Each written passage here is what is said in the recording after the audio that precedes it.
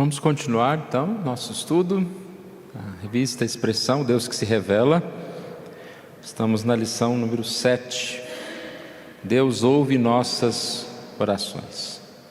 Uma oração de Ezequias diante de uma perseguição, de uma ameaça de guerra contra o povo de Judá.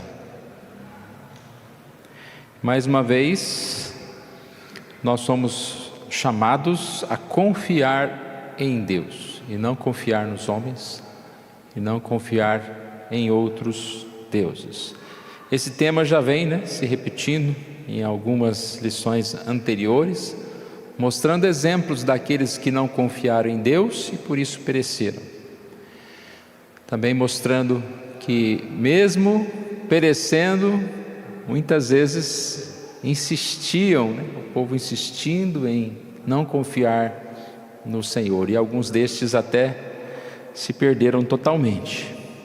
Mas sempre também estamos vendo a graça, o amor de Deus, a misericórdia de Deus sobre a vida daqueles que reconhecem, que confessam os seus pecados. E a gente viu numa sequência aqui um rei Acaz, mau, que se afastou do Senhor, e agora podemos ver o seu filho Ezequias, alguém que é um dos exemplos que nós temos aqui na Bíblia de confiar no Senhor. Essas lições, esses estudos, eu creio que são muito importantes para nós, tanto pelo tema, mas também para que a gente passe a ter maior intimidade com a palavra. Muitas vezes a gente lê algumas passagens e você não sabe do que se trata, do que está falando, mas se você tem estudado, lido durante a semana, ou pelo menos participado das aulas, você tem tido aí um conhecimento melhor. Isso fica gravado, A gente pode gravar tanta coisa boa na nossa mente. Basta a gente estudar, repetir, gastar um tempinho ali, aquilo vai ficar guardado para sempre, Tanta coisa que você tem guardado aí na cabeça, que não serve para muita coisa, algumas até atrapalham, e a gente pode ter guardado histórias tão grandiosas, tão maravilhosas, e esse é o objetivo, o chamado que Deus tem nos dado a estudar a Bíblia.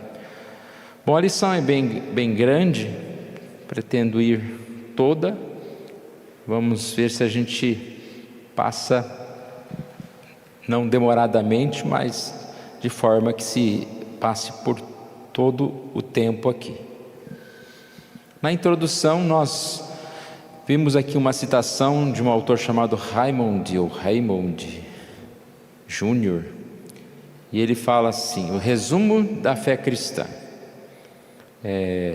Eis aqui uma vida cristã em apenas 7 palavras.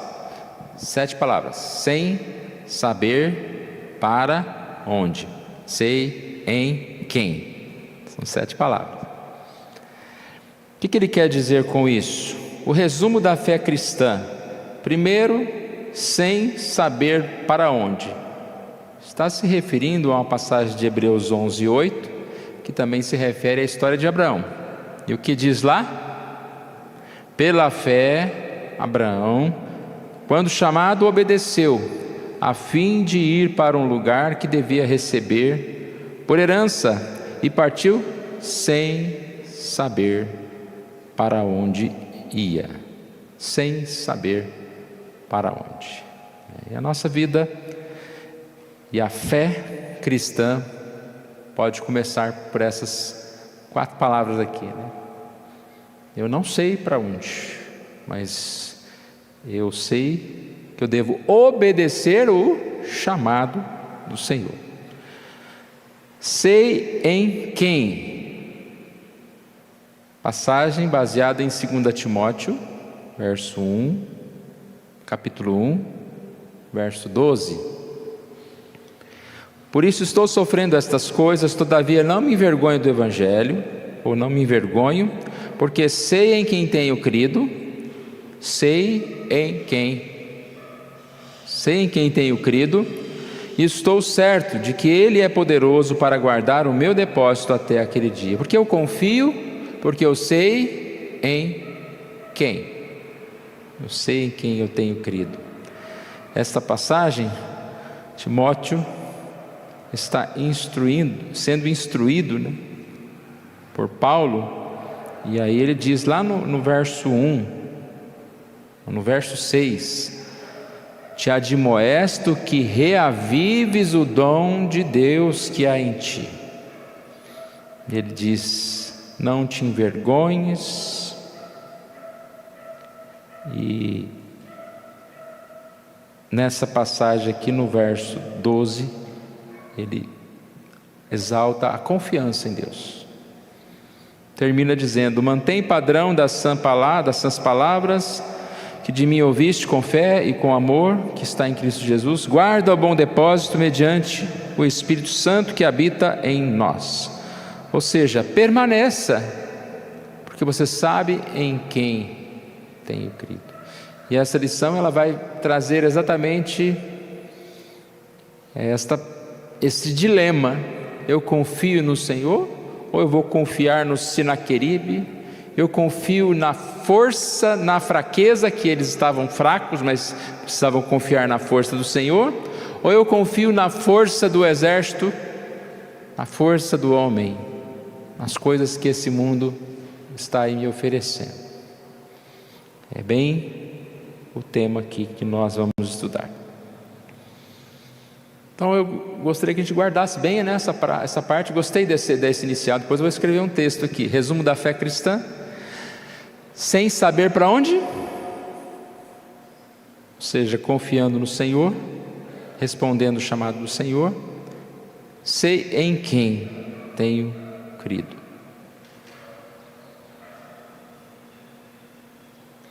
A verdadeira fé é definida em termos de confiança em Deus, de certeza e convicção acerca da grandeza de Deus e de seu cuidado para com o seu povo.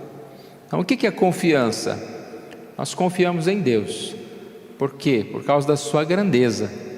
Os céus manifestam esse poder de Deus, o Espírito Santo manifesta esse poder de Deus. E não só a grandeza, mas como o seu cuidado. Cuidado demonstrado no seu amor por nós. Então, eu creio e a minha fé deve ser baseada nisso. É claro que a lição continua dizendo que devido ao pecado nem sempre é fácil confiar. Começamos a olhar firmemente, mas de repente parece que o nosso pescoço vai caindo.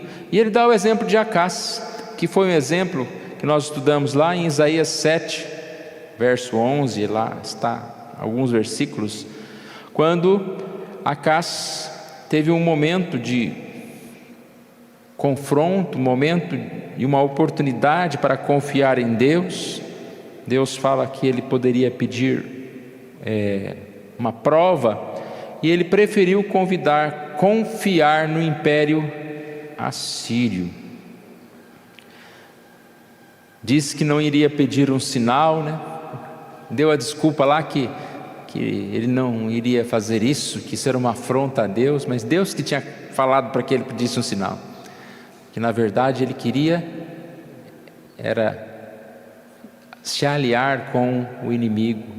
Ele já estava disposto a se aliar com o inimigo. Quando nós queremos nos aliar com outra coisa senão Deus, nós temos sempre uma desculpa.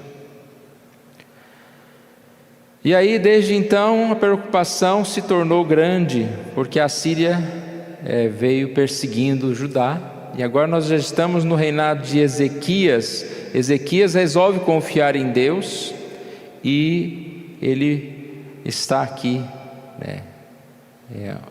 numa situação difícil.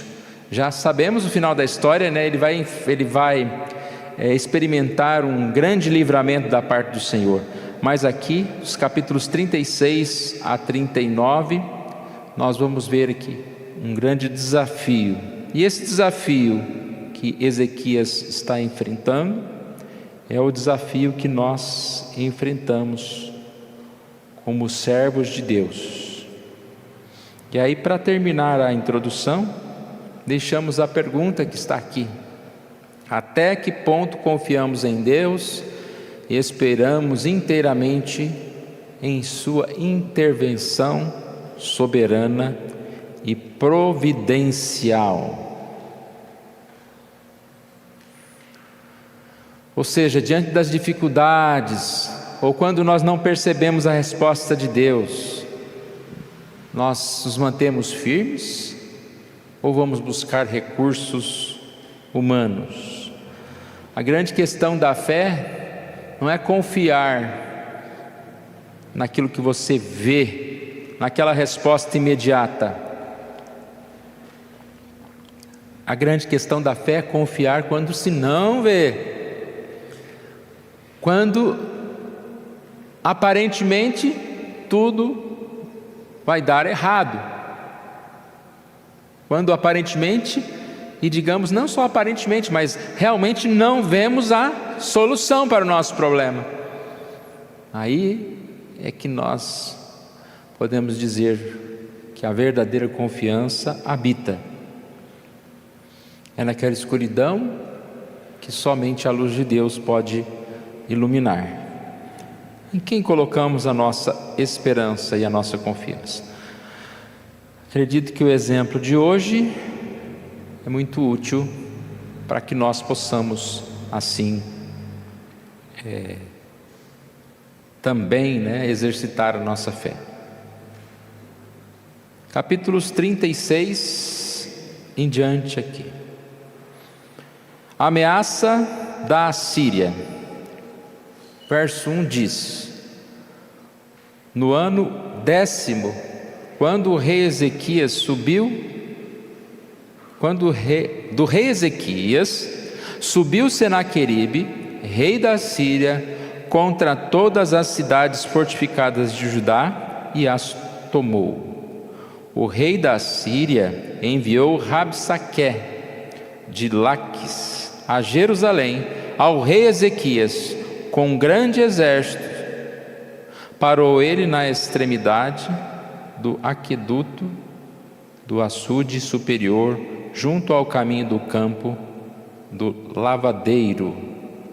Então saíram a encontrar-se com ele Eliaquim, filho de Ilquias, o mordomo, Sebna, o escrivão, e Joá, filho de Asaf, o cronista. Rabsaque lhes disse: dizei a Ezequias. Até aqui. Campo do lavadeiro.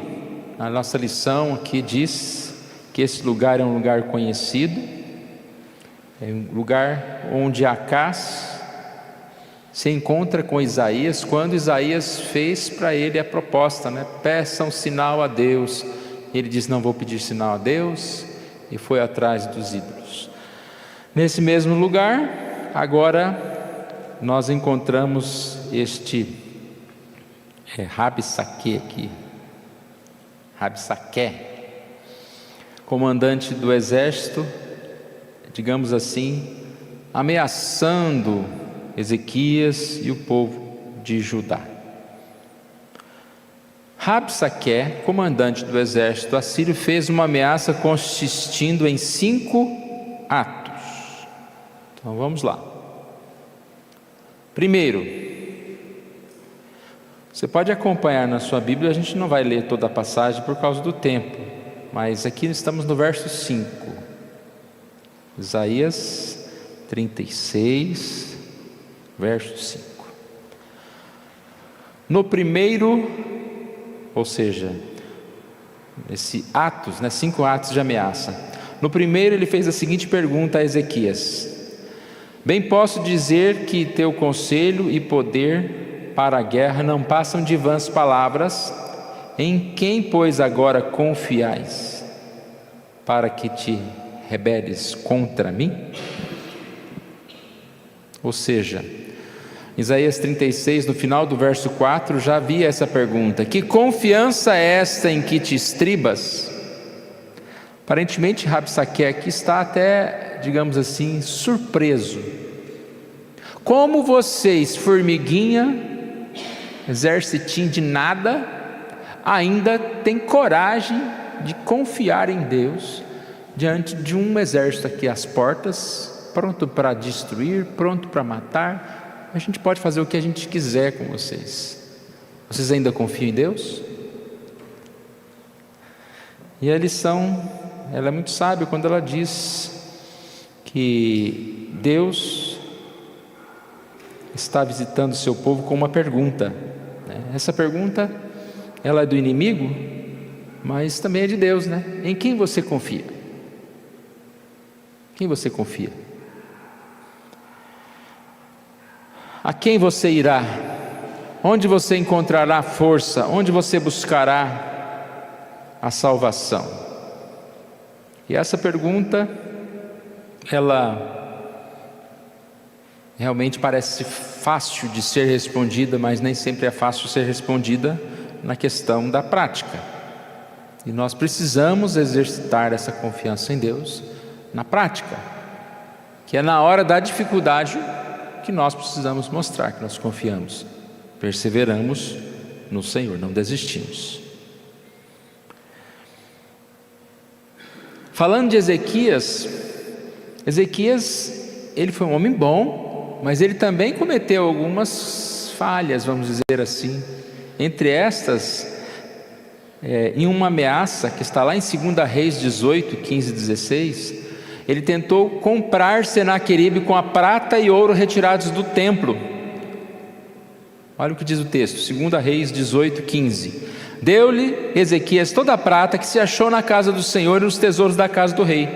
Foi quando Ezequias arrancou as portas do templo do Senhor e das ombreiras e o ouro de que ele, rei de Judá, as cobrira e o deu ao rei da Assíria. Adiantou? A lição lembra, não adiantou. Senaqueribe ainda foi com ímpeto maior, ou seja, o inimigo achou graça, né? Tentou comprar o inimigo, tentou fazer amizade com o inimigo. A gente já viu isso outras vezes. Vai fazer amizade com o Egito, o que o Egito vai te dar? Vai te dar morte. Vai buscar a sua esperança, vai satisfazer o seu coração no mundo ímpio. O que você vai encontrar? A morte. Ponto 2 aqui, ameaça de Rabsaque em 5 atos. Diz algo completamente falso. Se me dizes, confiamos no Senhor nosso Deus, não é esse aquele cujos altos altares, Ezequias removeu e disse a Judá e a Jerusalém, perante este altar adorareis? Aqui a lição, ela explica bem essa passagem, dizendo que essa remoção dos altares, dos ídolos, não foi uma coisa ruim, foi uma bênção, então, foi um ato bom de Ezequias. Mas ele disse que Rabsaque não entendia de teologia nenhuma, porque Rabsaque achava que Deus estava bravo, que Ezequias tinha tirado os altares. E tipo assim, se você retirou os altares, esse Deus não vai te ajudar mais. Então uma bagunça aqui, né? Com um argumento totalmente falso, totalmente sem sentido, sem conhecimento. 3. O terceiro ato da ameaça da Síria constitui no oferecimento zombeteiro de 2.000 cavalos.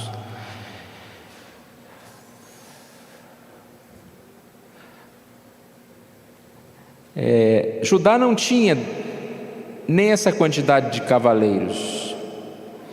De certa forma, o Rabsaque aqui está tentando mostrar que mesmo que eles oferecessem ajuda para que esse exército lutasse contra eles, não tinham nada, não valeria nada. Então ele está mais uma vez rindo. Que exércitozinho mais ruinzinho, que não tem nem cavaleiro. E 2.000 era pouco perante o tamanho do exército de Senaqueribe. Tudo isso, irmãos, imagina Ezequias recebendo essa notícia e o povo sabendo disso. A gente desanima por muito menos quando você começa a receber notícia ruim, uma atrás da outra. É isso que está acontecendo aqui. A confiança vai permanecer? Ou vamos desistir? Ou vamos nos render ao inimigo? Essa é a questão. Ponto 4. Por fim ele mentiu mais uma vez: acaso subi eu agora sem o Senhor contra esta terra para destruir? Pois o Senhor mesmo me disse: sobe sobre contra a terra. Deve ser sobe, não? Sobre contra a terra e destrói-a. Olha na sua Bíblia aí. Sobe.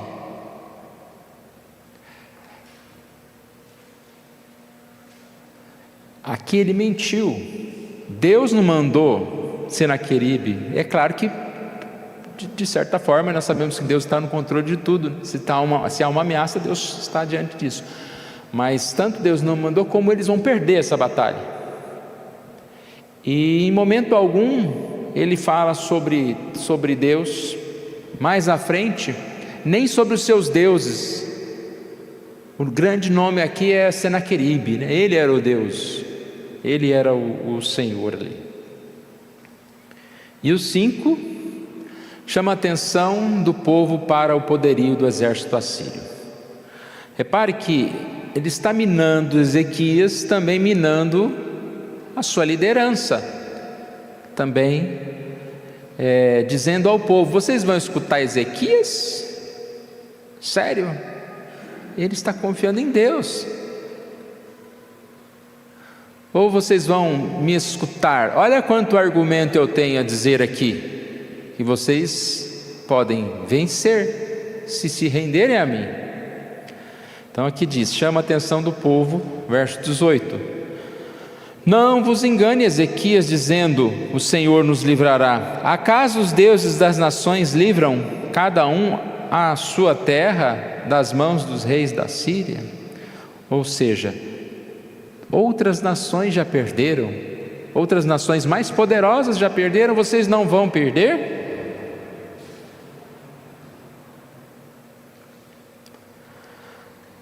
Rabsaque está convidando o povo a depositar sua confiança na paz prometida por Senaqueribe e não no Senhor.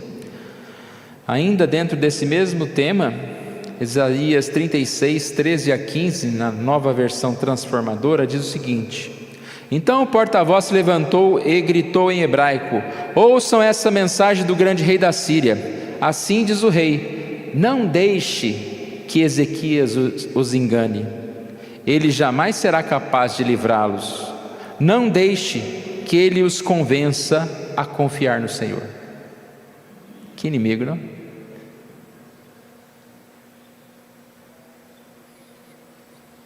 Bom, depois de tudo isso, depois desta ameaça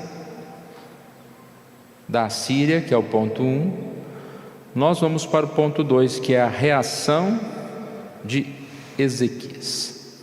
Antes, se alguém quiser compartilhar a palavra, está aberta.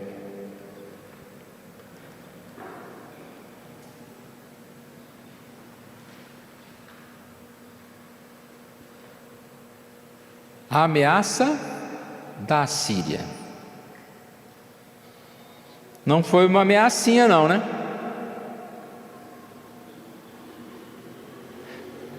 Tem muito detalhe aqui, a gente nem viu todos os detalhes. Qual foi a reação de Ezequias? E isso aqui é que nós precisamos nos manter firmes para que a gente possa tomar como exemplo a nossa vida. 37, verso 1. Mantenha sempre a sua Bíblia aberta, para você puder acompanhar aqui. Tendo o rei Ezequias ouvido isso, rasgou as suas vestes, cobriu-se de pano de saco e entrou na casa do Senhor. Repare que uma atenção aqui, no sentido de que ele se humilha profundamente. Entrou no templo e enviou mensageiros ao profeta Isaías para que consultasse ao Senhor a respeito da afronta de Rabsaque. Versos 2 a 4.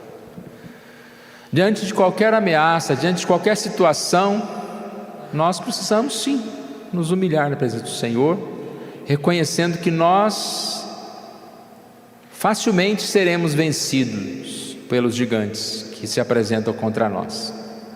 Às vezes não precisa ser nem muito gigante, né?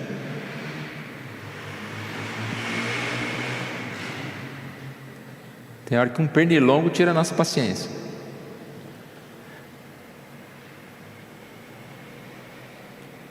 Ele chega diante do Senhor e ele pede a orientação do Senhor. Vamos consultar o profeta. Na verdade, como nos dias de hoje seria: vamos consultar a palavra, vamos orar, vamos pedir o auxílio do Senhor. A resposta de Isaías já veio para tranquilizar o coração do rei. Versos 6 e 7: Assim diz o Senhor: não temas por causa das palavras que ouvistes, eis que meterei nele um espírito, e ele, ao ouvir certo rumor, voltará para a sua terra, e nela eu o farei cair morto à espada. Não vemos aqui uma reação de Ezequias, mas provavelmente um homem de Deus já encontrou a paz, apesar das circunstâncias não terem mudado ainda. Essa é uma situação que nós muitas vezes passamos. Diante de um grande problema, nós oramos ao Senhor, nos humilhamos diante do Senhor e já temos uma resposta: fique em paz. Deus fala: fique em paz. E aí nós nos levantamos fortalecidos para a batalha. Não sabemos como vamos vencê-la, mas já estamos em paz. Na sequência, nós não vimos de imediato acontecendo o que está no versículo 6 e 7, quando diz aqui que Senaqueribe voltará para sua terra e será morto. Pelo contrário, versos 9 a 13, Senaqueribe aumentou sua pressão sobre Judá, exigindo total submissão. Olha o verso 10, Isaías 37, 10: não te engane o teu Deus em quem confias. Verso 11: já tens ouvido o que fizeram os reis da Síria a todas as terras, como as destruíram totalmente? E crês tu que te livrarias? Há uma repetição, da ideia de que tantos outros já perderam, você acha que você vai se livrar? Porventura os deuses das nações livraram os povos que meus pais destruíram? E aqui já é uma acusação a Deus, O teu Deus não vai te livrar. Ou seja, vocês não vão vencer e o teu Deus não vai livrar. Não confies, não te engane o teu Deus. Que palavra, não? Ameaçado, Ezequias levou a carta enviada por Senaqueribe e a estendeu diante do Senhor. E mais uma vez aqui nós vamos ver uma oração. Verso 16: Senhor dos exércitos, Ezequias orando: Senhor dos exércitos, Deus de Israel, que estás entronizado acima dos querubins, tu somente és Deus de todos os reinos da terra, tu fizestes os céus e a terra. Percebe que ele demonstra sua confiança, demonstrando que conhecia o seu Deus, que não era um Deus qualquer, mas é o Deus soberano, absoluto, sobre todos os reinos do mundo. Às vezes nós esquecemos, parece, que Deus, Ele tem poder sobre todas as situações, todas as coisas. Segundo a sua vontade, Ele pode mudar qualquer coisa para o nosso bem e para que a sua obra seja concretizada. Ezequias demonstrou fé, voltou-se em oração, confiou em Deus. E aqui nós vamos ver um pouquinho sobre esta oração. Na abertura de sua oração, Ezequias afirmou: o grande poder de Deus. Ele é o Senhor dos exércitos. Deus tem os exércitos do céu à sua disposição. Se há um grande exército contra Judá, Ele é o Senhor dos exércitos. 2. O Senhor é o único Deus. Se falam de deuses, se falam de forças. Ele é o Deus de todos os reinos da terra, que governa todas as nações, mesmo aquelas que se levantam sobre o seu povo. 3. O Senhor é o Deus vivo que fizeste o céu e a terra.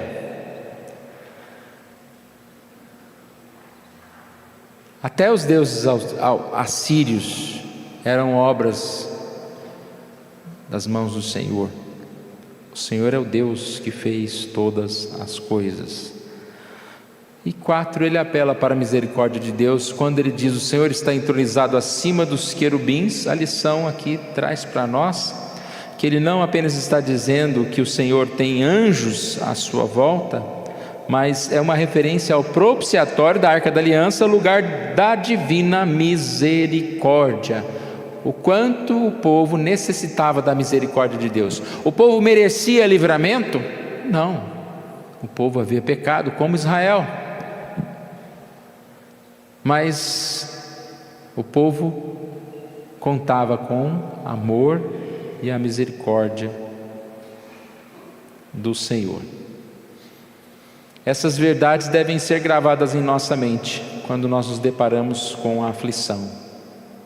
Se há uma perseguição, Deus é o dono de todas as forças. Se há uma concorrência, confiem nesse Deus com letra minúscula, nós podemos dizer: não, há um único Deus no qual nós devemos e podemos confiar. Então, temos 3 pontos. Ponto 1, a ameaça da Síria, através de Rabsaqué, que veio e ameaçou e confrontou o povo, desafiou ao Deus. Temos a reação de Ezequias, humilhação, oração, demonstrando confiança no Senhor. E agora o ponto 3, a resposta do Senhor. Os irmãos querem me ajudar? Vocês estão aí?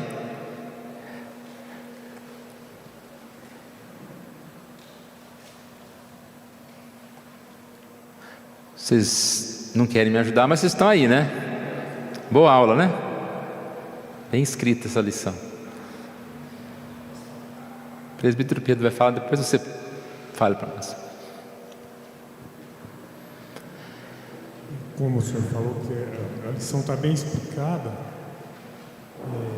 bem distribuída, nós vemos aqui essa lição, ela traz muito para nós aprendermos, assim mesmo com a vida de Ezequias.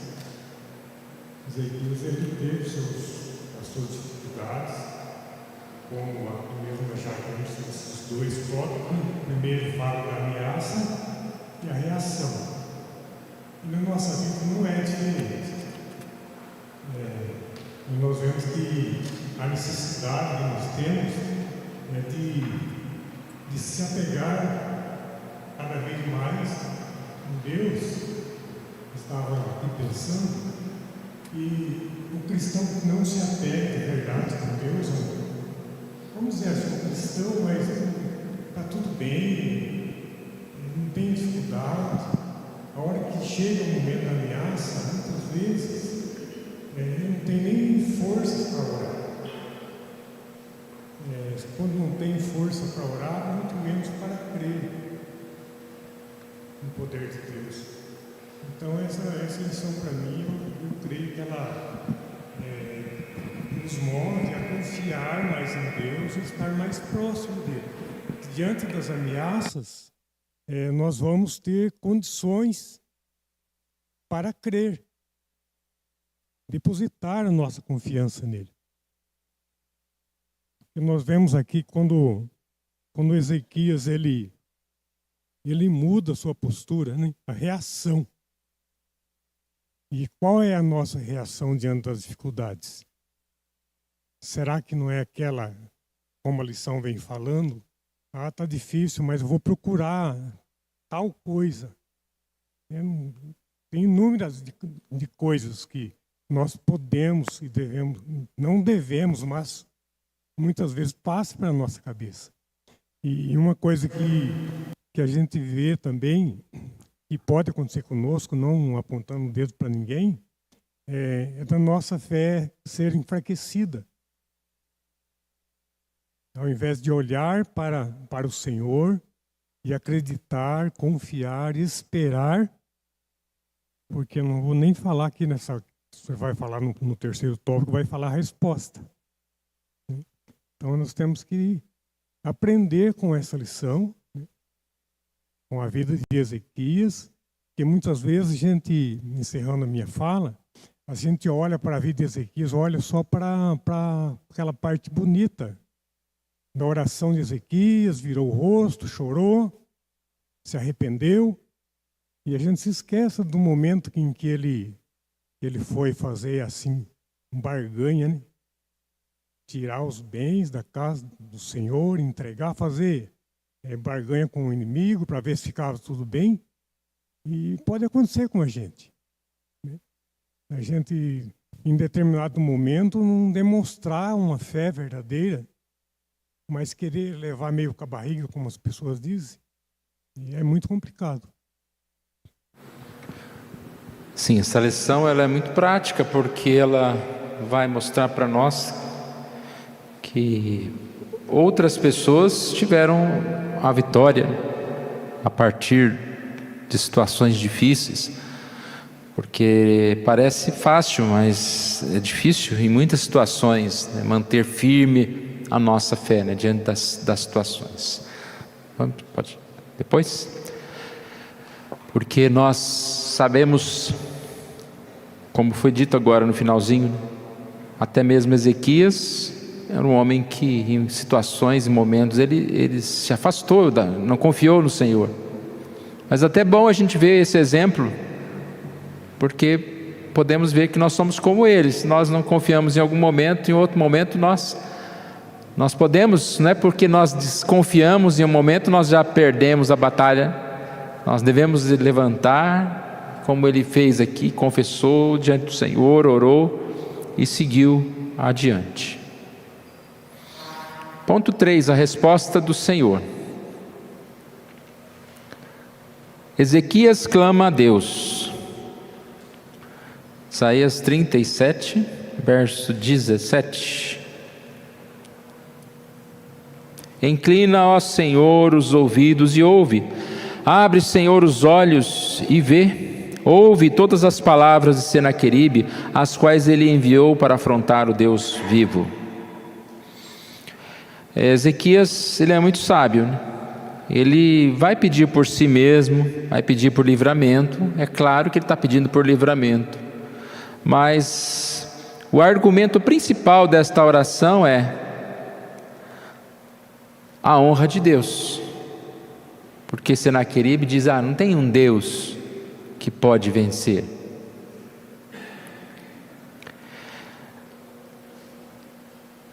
Livra-nos das mãos, verso 20. Agora, pois, ó Senhor nosso Deus, livra-nos das suas mãos, para que todos os reinos da terra saibam que só Tu és o Senhor.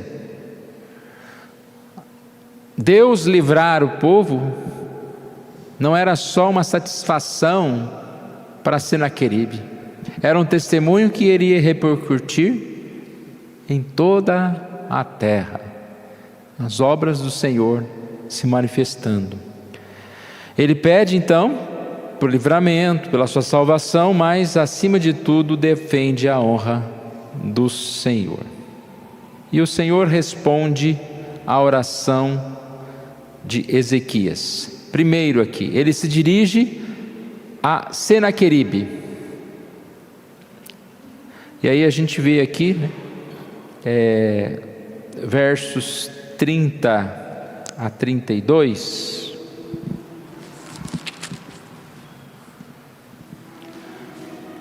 É a profecia, ele vai falar sobre o destino, sobre o fim, sobre o que irá acontecer com Senaqueribe. Isto será por sinal, este ano se comerá o que espontaneamente nascer, e no segundo ano, desculpe irmãos, é 21 a 29.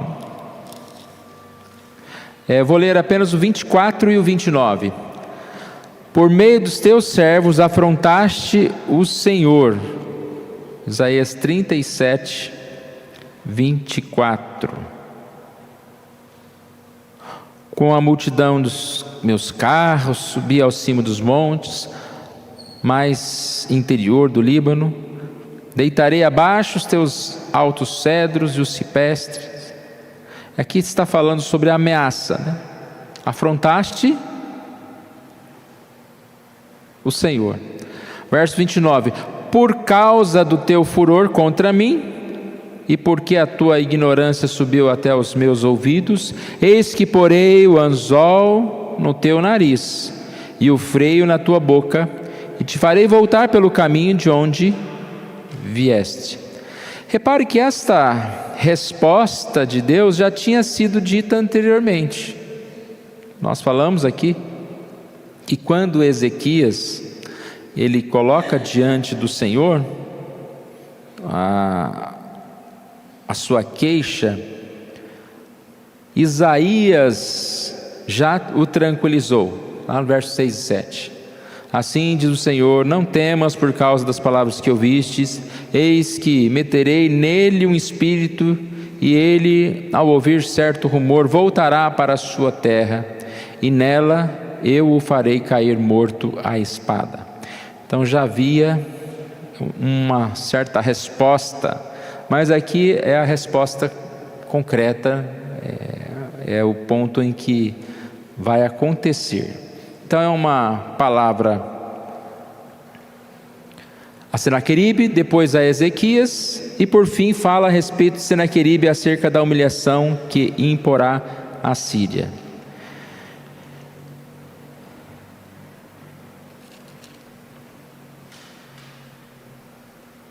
O ponto alto da resposta, olha aqui, o ponto alto da resposta do Senhor está no verso 35. Eu defenderei esta cidade para livrar por amor de mim e por amor do meu servo Davi. Essa é a resposta. Por que o Senhor vai nos livrar? Por amor a si mesmo, pela sua palavra, pela sua promessa, pela sua fidelidade, por aquilo que ele já determinou fazer, e por amor a Davi, ou seja, por amor ao seu povo, a nós. Por que podemos confiar no Senhor? Porque Ele é fiel à sua palavra. Ele vai agir com certeza conforme aquilo que anunciou, sempre irá cumprir. Versos 36 a 38, aqui a gente vê um relato dizendo que o anjo do Senhor devastou o exército assírio, matando cerca de 185 mil homens durante a noite, em uma única noite. Diante disso, Senaqueribe abandonou a sua campanha e retornou a Nínive completamente desmoralizado. Poderoso exército, o poderoso imperador, sem exército, parte para casa, nunca mais pondo os pés em Judá.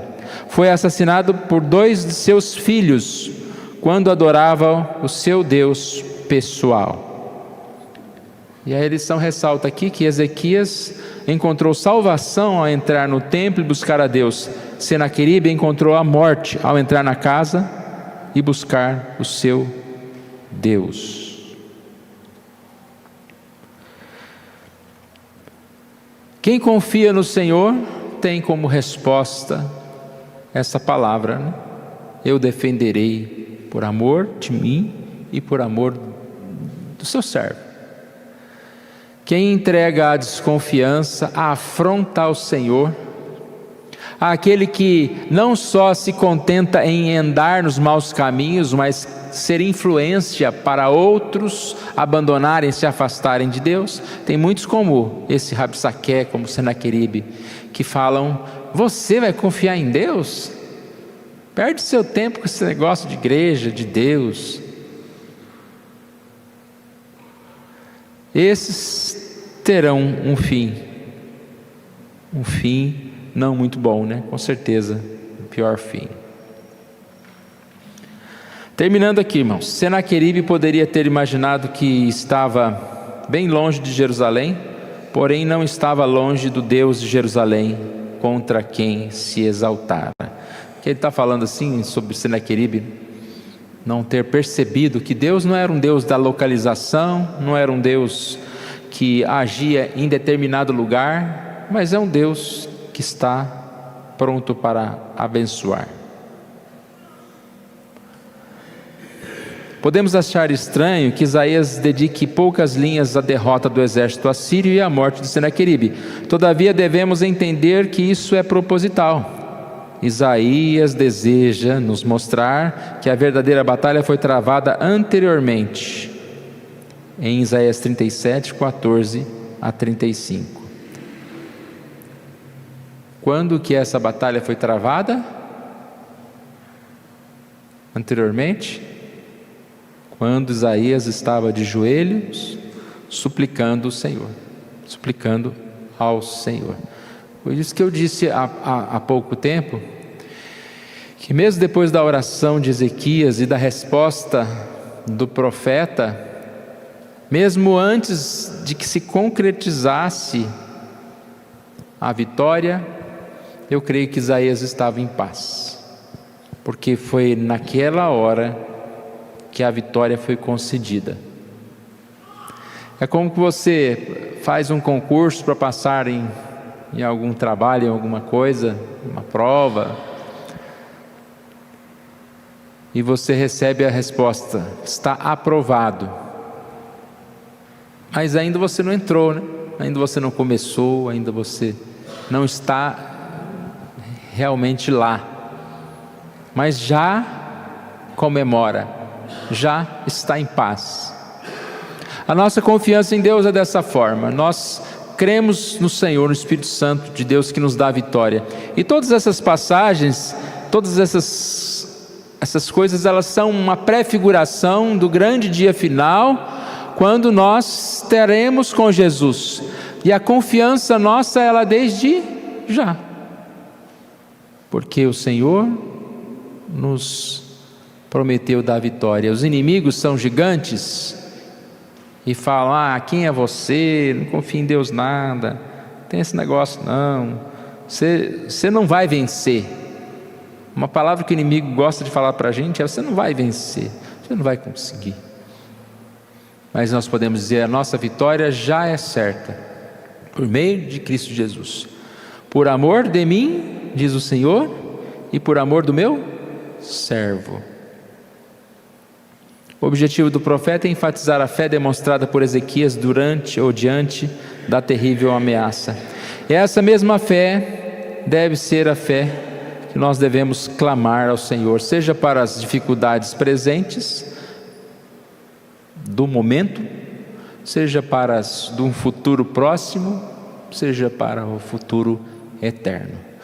Quantas batalhas nós vamos enfrentar, irmãos? Muitas, não?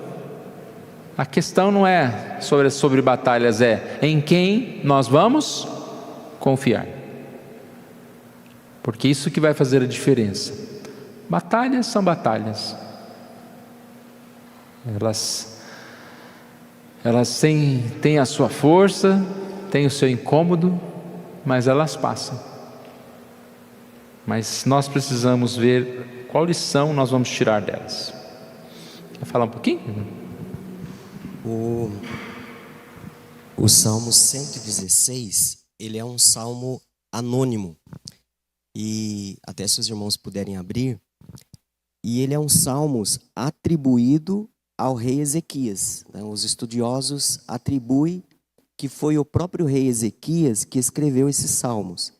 E depois do Senhor contar toda essa história dele e trazer a lição, faz bastante sentido para nós. O Salmo 116, no versículo 3, ele diz o seguinte: laços de morte me cercaram, e angústias do inferno se apoderaram de mim. Caí em tribulação e tristeza. O rei Ezequias, ele teve dois grandes momentos da vida dele de muita dificuldade, muito desafio. O primeiro é o que a lição está trazendo hoje, essa batalha contra o rei da Síria. E o segundo foi a doença que ele veio ter um pouco mais à frente, uma doença para a morte. Então ele faz essa oração aqui no Salmo 116, contando essa situação dele, que laços de morte me cercaram, ou seja, o rei da Síria cercou todo Judá e trazendo grande angústia e também a sua doença. O versículo 4 ele diz, então, esse então é muito importante, porque ele reconhece que ele só poderia ter a salvação, o livramento em Deus. Então, invoquei o nome do Senhor, ó Senhor, livra minha alma. E aí ele encontra alguns atributos de Deus, no versículo 5, compassivo e justo é o Senhor, o nosso Deus é misericordioso. Né? No versículo 8, ele diz o seguinte, ele tem aqui 3 livramentos. Pois livraste da morte a minha alma, das lágrimas os meus olhos, da queda os meus pés. E o versículo 12, que darei ao Senhor por todos os seus benefícios para comigo. E ele responde, tomarei o cálice da salvação, ou seja, ele não tem o que dar, né, ao Senhor. Mas ele diz, tomarei o cálice da salvação, invocarei o nome do Senhor e cumprirei os meus votos na presença de todo o seu povo. Então, a história de Ezequias é uma história que traz grandes lições para as nossas vidas. Ele é um rei que assume o desafio de governar Judá com apenas 25 anos de idade, muito jovem para o seu tempo, mas ele assume essa responsabilidade, ele se posiciona, ele faz uma grande reforma religiosa. Então ele se posiciona no seu tempo como alguém que quer servir a Deus. Né? Ele tem as suas falhas, ele tem os seus erros, mas ele reconhece que só em Deus ele tem salvação. E interessante que Deus, quando Ezequias invoca o Senhor, Deus ouve a sua oração. O versículo 1 desse mesmo Salmos diz o seguinte, amo o Senhor porque Ele ouve a minha voz e as minhas súplicas, porque inclinou para mim os seus ouvidos. Por isso, o que ele vai fazer? Ele vai invocar o nome do Senhor todos os dias da sua vida. Então, o comentário que eu gostaria de fazer é que quando nós confiamos em Deus, depositamos a nossa vida em Deus, e quando fazemos isso de todo o nosso coração, Deus ouve a nossa voz e nos livra. Esse comentário que eu queria fazer. Sim, a confiança em Deus, ela passa por esse caminho também, né, do reconhecimento de tudo que Ele já fez por nós, né? De tudo que nós podemos assim ver e ser agradecidos a Deus por tudo que Ele fez. Conclusão. O que de fato importa, no final das contas, é em quem depositamos nossa confiança e esperança. Basicamente nós já falamos isso, né? Nós não sabemos o que vai acontecer amanhã, mas nós podemos saber que por mais que seja poderoso o inimigo ou uma doença que venha contra nós, sobre circunstâncias difíceis, a resposta sempre é em quem que nós devemos dar, né? Em quem nós confiamos, em quem nós nos agarramos nesses momentos de extrema dificuldade. Uma frase aqui que é atribuída a Lutero: não conheço por quais caminhos Deus me conduzirá, mas eu conheço bem o meu guia, e isso me basta. Eu não preciso saber para onde ir, mas eu posso saber com quem, né? Quem é o meu guia. Isso pode nos remeter lá ao resumo da fé cristã, né? Nas 7 palavras: sem saber para onde, sei em quem. Aqui essa frase, ela traz bem essa repetição aqui, do resumo aqui da nossa fé cristã. Aplicação. Em quem você tem depositado sua confiança nos momentos de dor? Você crê verdadeiramente que o Senhor ouve as orações do seu povo? Que Deus nos abençoe, nós possamos assim crescer nesse caminho do Senhor, na confiança do Senhor.